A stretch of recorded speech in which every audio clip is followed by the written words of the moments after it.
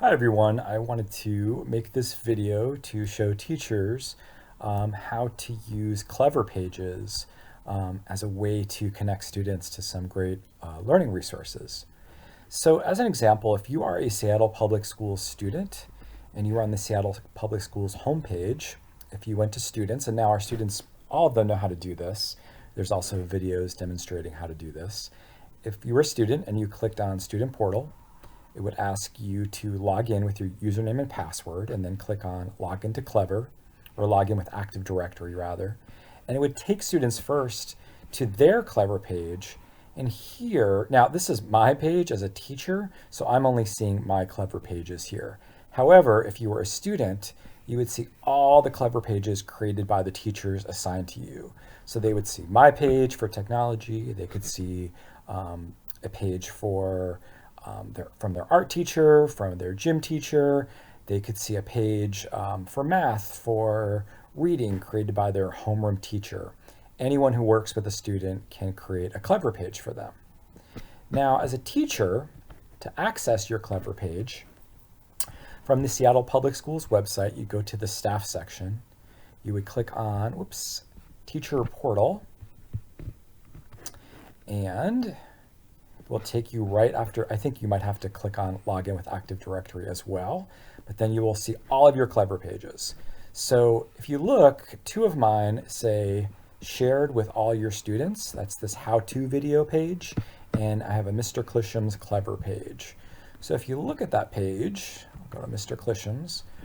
I did two categories, instructional websites and free learning games websites. So if students click on any of these links, for instance, let's see, Starfall, it'll take them directly to the Starfall page, right? So really useful. So you can include things like Flipgrid links. So if you did a lesson on Flipgrid and a student clicked on that link, they would go right to that lesson.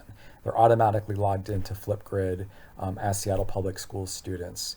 You could have them go to specific YouTube videos that you created with lessons similar to the one I'm doing right now. You could make a PowerPoint and record it and put it on YouTube and link it here on Clever, so your students would be able to go right to that page and see a lesson you created for them. So it's really quite useful. So to create a new page from this main Clever page, if you were to click on Add and click on Page, you could create a new page. If you clicked up here, you can give it a new title. So I could say, let's say I wanted to make it be Flipgrid links for math, right? Or I could call it math YouTube links. Anything, I mean, any category, anything you want to call the page, right? So right now I'll just call this test page. Now, here, you can personalize the picture. So if you click on personalize, you can actually upload a photograph. It's really useful. It's a photograph of you, or maybe something that relates to the subject matter. It helps students easily identify what that page is for, right? Or you could pick one of these little characters, click save, and then you can begin adding links to your page. So if you came down here again, let me show you. Click on add, click on link. So if I wanted to make a link up for Starfall, I would type in the web address for starfall.com, give it a nickname or a link name. And again, you could give it a little symbol that you uploaded, like a picture of of the Starfall logo, something that would make it easily identifiable for students, or just pick a generic one, right? So once I did that and I clicked on add link, it'll then appear under here, on the page, right? So if I clicked on this, students will go right to Starfall. Now, if I wanted to add a second one,